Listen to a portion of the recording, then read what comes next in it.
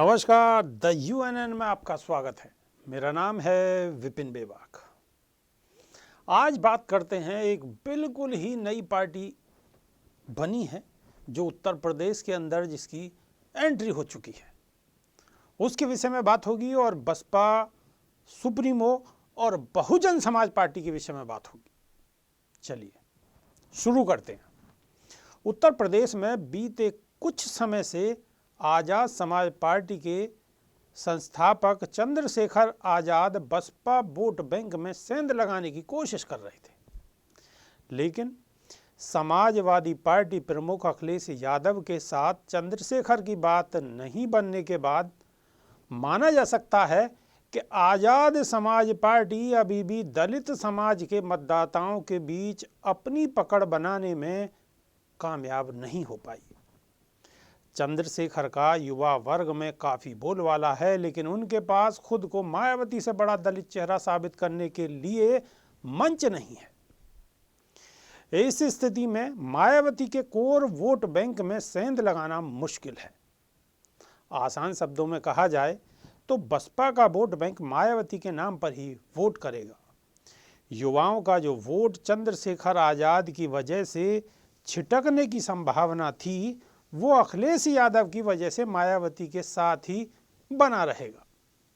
वहीं बीते कुछ समय से बसपा से प्रभावशाली चेहरों का जाना लगातार जारी है। बसपा के विधायक हों या बड़े पदाधिकारी, बसपा सुप्रीमो मायावती से कई नेताओं को पार्टी से बाहर का रास्ता दिखा दिया है। हालांकि मायावती हर चुनाव से पहले ऐसा कुछ न कुछ करती हैं, लेकिन इस बार बसपा से निकलने वाले चेहरे पार्टी के लिए ओबीसी और मुस्लिम मतदाताओं के बीच बड़े नेताओं के तौर पर धमक रखते थे। इनमें से ज़्यादातर समाजवादी पार्टी की साइकिल पर सवार हो चुके हैं। मायावती इन तमाम बागी नेताओं को बरसाती मेंढक बताकर डैमेज कंट्रोल करने की कोशिश कर रही हैं। लेकिन अहम बात यह है कि मायावती ने अपने चेहरे के बलबूते ही हर चुनाव में अपने वोट बैंक को साधे रखा है।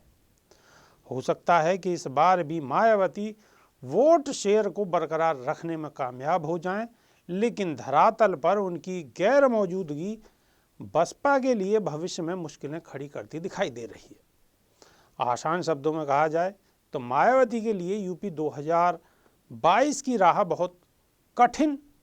बसपा सुप्रीमो पर पार्टी टिकट बेचने के आरोपों के साथ ही उनके परिवार पर वित्तीय अनियमितताओं के ढेरों आरोप हैं। बसपा 2022 के विधानसभा चुनाव में वोट कटवा पार्टी बनने की ओर बढ़ रही है, ऐसा विपक्षी लोग आरोप लगाते हैं। अब इसका नफा नुकसान किसे होगा, ये चुनाव नतीजे ही तय करेंगे। अभी के लिए सिर्फ इतना ही। बने रहिए हमारे साथ। नमस्कार।